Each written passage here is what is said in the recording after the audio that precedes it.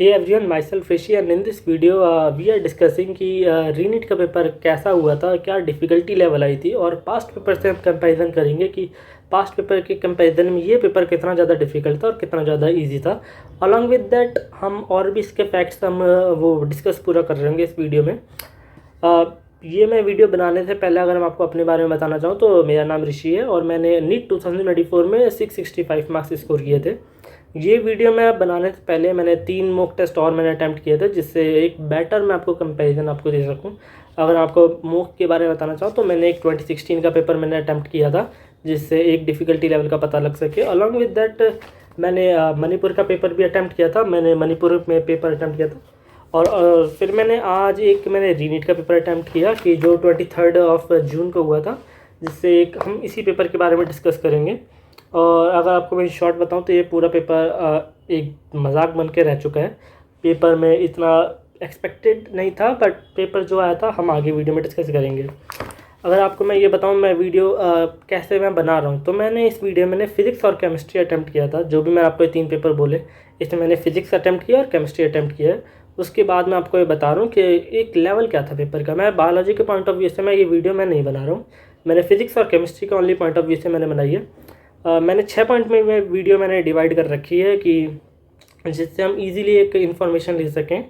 अगर आपको ये पेपर चाहिए आपको रीनीट वाला, तो मैंने टेलीग्राम पे अपलोड कर रखा है अलॉन्ग विद दैट आंसर की, जो आप डाउनलोड करके आप अटैम्प्ट कर सकते हो और आपको खुद पता लग सकता है कि पेपर कैसा आया था पेपर।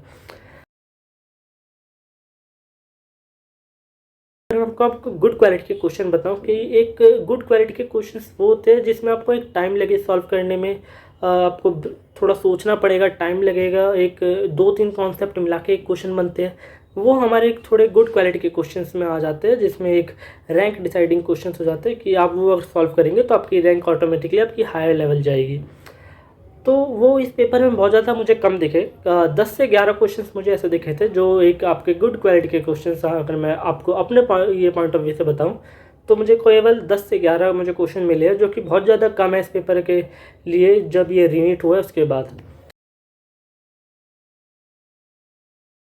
क्वालिटी ऑफ क्वेश्चंस क्या थे, मतलब हार्ड था, मीडियम था, क्या था, मॉडरेट। तो ये पूरा पेपर आपको फिजिक्स केमिस्ट्री में इजी टू मॉडरेट के वो पूरा शिफ्ट में जा रखा है। आपको हार्ड क्वेश्चन केवल 2 या 3 आपको दिखेंगे, वो भी आप क्वेश्चन आप इजीली सॉल्व कर लेंगे, बट वो थोड़ा सा आपका थोड़ा टाइम लेंगे और थोड़ा मगर ईजी था। आप सीधा मतलब डेटा दे रखे हैं, आप इजीली आप सॉल्व कर लेंगे। आपका डिफ़िकल्टी लेवल नीट 2024 और जो रीनीट का पेपर हुआ है दोनों की इक्वल है। डिफ़िकल्टी लेवल कुछ ज़्यादा चेंज नहीं हुआ है, दोनों इक्वल आ रखा है। अगर आपके नीट 2024 में आपके जितना भी स्कोर आ रखा है और अगर आप अभी आप ये पेपर अटैम्प्ट करेंगे तो ज़्यादा आपको अंतर दिखेगा नहीं, आपका ऑलमोस्ट स्कोर सेम ही रहेगा। अगर आपको मैं क्वेश्चंस के बारे में बताऊँ कि कौन सा क्वेश्चन गुड था, कौन सा क्वेश्चन आपके एक नॉर्मल एवरेज क्वेश्चन था, तो वो मैंने टेलीग्राम पे मैंने अपलोड कर रखे हैं कि एक मैंने क्वेश्चन नंबर मैंने डाल रखे है। वो क्वेश्चन आप जाके देख सकते हैं कि मुझे कौन से क्वेश्चन एक अच्छे क्वेश्चन लगे थे जिसमें आपको सोचना पड़ेगा। डिफ़िकल्टी लेवल आपको कंपैरिजन में आपको बताना चाहूँ कि जो भी मैंने ये जो मॉक किए थे उसके पॉइंट ऑफ व्यू से ये पेपर कितना ज़्यादा डिफ़िकल्ट था। देखिए अभी भी 2016 का जो पेपर हुआ था वो अभी भी वन ऑफ द डिफ़िकल्ट मैं पेपर मानूंगा, क्योंकि उसमें आपको उसमें टाइम लगेगा सॉल्व करने में और उसमें अच्छे क्वेश्चन आ रखे हैं। आपका अच्छा रिवीजन हो जाएगा 2016 के पेपर से। फिर उसके बाद में आपको मैं मणिपुर का पेपर लगाऊंगा। मणिपुर के पेपर में और रीनेट के पेपर में ज़्यादा अंतर नहीं है, बट स्लाइटली मणिपुर का पेपर अभी भी थोड़ा सा ऊपर हायर मैं मानूंगा, क्योंकि मणिपुर के पेपर में 2 या 3 क्वेश्चन अच्छे क्वेश्चन दे रखे थे जिसमें 2 या 3 कॉन्सेप्ट मिला के आंसर निकल रहा है। वरना एक अच्छी लैंग्वेज यूज़ की थी पेपर में। ये पूरे मणिपुर का अगर आप पेपर देखेंगे तो फिजिक्स और केमिस्ट्री में एक अच्छी लैंग्वेज यूज़ कर रखी है एग्जामिनर ने, कि जिससे एक बच्चा ट्रिक हो सके और क्वेश्चन गलत कर देगा जानबूझ के, जो कि पूरा मिसिंग है रीनीट के पेपर में। रीनीट के पेपर में आपको सीधे आपको डायरेक्टली आपको सवाल देखेंगे कि ये गिवन है और दिस गिवन है और आपको ये फाइंड करना है, तो कोई भी बच्चा सीधा फॉर्मूला लिखेगा और वो पूरा फाइंड कर देगा। तो उसमें सोचने वाली एक थिंकिंग एबिलिटी मेजर तो आप कर ही नहीं सकते उस पेपर में, क्योंकि आपको डायरेक्ट आपको आंसर आपको निकालना होता है। तो ये चीज़ रीनीट के पेपर में थोड़ी मिसिंग थी, तो इसलिए रीनीट का पेपर मुझे बहुत ज़्यादा अभी तक ईजीएस्ट मुझे लगा as compare to past papers. अगर मैं आपको आउट ऑफ सिलेबस क्वेश्चन के बारे में बताना चाहूँ, ये मेजर कंसर्न होता है बच्चों का कि आउट ऑफ सिलेबस क्वेश्चन कितने आए और आ सकते हैं या नहीं आ सकते out of the syllabus question. देखिए, अगर मैं आपको out of the syllabus question के बारे में बताना चाहूँ तो इस रीनीट में एक भी question out of the syllabus नहीं आया। पूरे क्वेश्चन वही आ रखे जो एनटी ने सिलेबस जो प्रिस्क्राइब कर रखा था उसके पूरे सराउंडिंग ही हो रखे क्वेश्चन सब कुछ, तो आपको out of the syllabus question एक भी नहीं दिखेगा। बट नीट 2024 जो पहले वाला सबसे वो पेपर हुआ था जो कि हम सब ने दिया था, आप उसमें आपको पता है कि उसमें out of the syllabus question आ रखे थे। ज़्यादा नहीं आए थे, 2 या 3 क्वेश्चन ही आए थे। जैसे कि अगर आपको एग्जांपल के लिए आपको बताना चाहूँ तो एक आपको फिजन का आपका एक क्वेश्चन था जिसमें आपका इमिशन हो रहा था रेडियो एक्टिव वाले का, तो वो out of the syllabus question था, वो सिलेबस में प्रिस्क्राइब नहीं था बट वो क्वेश्चन आ रखा था। तो एक क्वेश्चन एक या दो क्वेश्चन आए थे हमारे नीट 2024 में, बट रीनीट में एक भी क्वेश्चन नहीं आया आउट ऑफ द सिलेबस। अगर आपको मैं एक्सपेक्टेशन बताऊं कि मेरी एक्सपेक्टेशन क्या थी रीनीट से पेपर के लिए 23 जून से पहले मेरी एक्सपेक्टेशन क्या थी, तो देखिए मेरी एक्सपेक्टेशन ये थी कि रीनीट का पेपर हो रहा है तो थोड़ा सा हाई लेवल का पेपर होगा, एक अच्छी क्वालिटी के क्वेश्चंस बनेंगे जो उसमें एक कट ऑफ हमारी लो हो सकती है और एक अच्छे क्वेश्चन आपको देखने को मिलेंगे जिसमें 2 या 3 कॉन्सेप्ट मिला के एक आंसर मिल रहा है, या एक लैंग्वेज एटलीस्ट अच्छी होनी चाहिए जिससे एक आपकी थोड़ी इंग्लिश तो आपकी टेस्ट हो ही सके एक पेपर में, वरना पेपर तो हर कोई सॉल्व कर लेगा। तो ये मुझे टोटली इस पेपर में मुझे मिसिंग लगा, क्योंकि अगर आप पास्ट टाइम देख रहे हैं जितने भी हमारे रीनीट हुए तो एक हाई लेवल का पेपर बनता है जिससे कट ऑफ कम हो सके। हाई लेवल के पेपर बनाने के लिए ज़रूरी नहीं होता कि आप out of the syllabus question आ जाते हैं।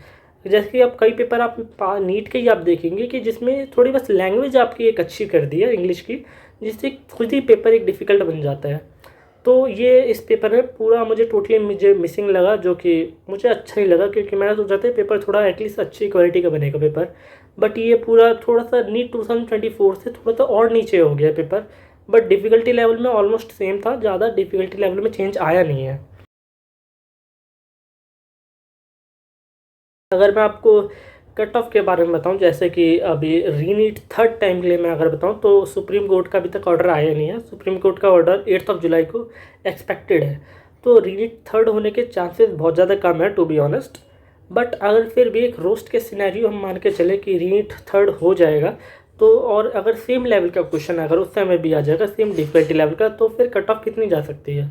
तो अगर मैं कट ऑफ के बारे में बताऊं तो कट ऑफ आपकी ज़्यादा आपकी डिफरेंस नहीं दिखेगा आपको, कट ऑफ फिर भी आपको 630 के आपको आसपास ही कट ऑफ दिखेगी, क्योंकि ये पेपर इजी लेवल का बन रखा है। और अगर आप ग्राउंड रियलिटी अगर आप जानें कि टीचरों को कईयों को नहीं पता होता है ग्राउंड रियलिटी, बच्चों को ग्राउंड रियलिटी पता होती है। ग्राउंड रियलिटी में आप कोचिंगों में आप जाओगे तो कोचिंगों में बच्चे ये सॉल्व कर लेंगे पेपर इजीली, पेपर मुश्किल नहीं आया ना, इंग्लिश पेपर की अच्छी हुई है ना कॉन्सेप्ट अच्छे हुए पेपर के, पेपर ऑलमोस्ट सेम आ रहा है, तो कट ऑफ एटलीस्ट 630 प्लस तो जाएगी कि जाएगी।